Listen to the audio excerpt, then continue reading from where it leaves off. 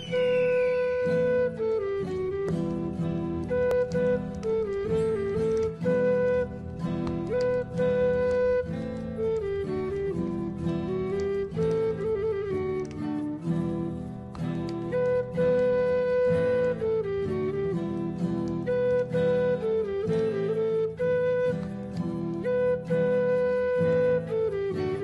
ilmin kamal tapsın, aziz halkın ravaş tapsın.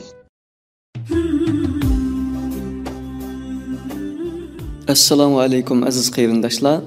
Dünya ana til kuniga atab 1876 yıl tug'ilib 1937 yıl vafot bo'lgan şairimiz قۇتلۇق ھاجى شەۋقىنىڭ Ana Tilim namlıq şiirini huzuruңlarga sunduk. Ana Tilim, قۇتلۇق ھاجى شەۋقى.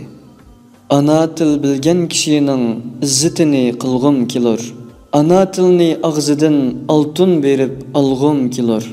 Bu ana til bolsa ger Amerikayu Afrikada sarf etib minglarcha tilla andi men barğum kelur. Ey ana til bizga sen o'tgan ulug'lardan nishon, sen bilan ruhiy ziminda iftixorlang'um kelur. Qo'ymu sen, qo'zimi sen yoki hasal bilan qimiz, bu masallik narsaning birsiga o'xshatqum kelur.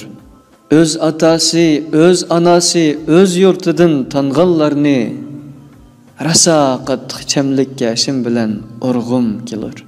Bir qilich bersi xudo kas deb uningga buyursam, uzsi xalqining bo'ynidan xarliq kishan zanjirini.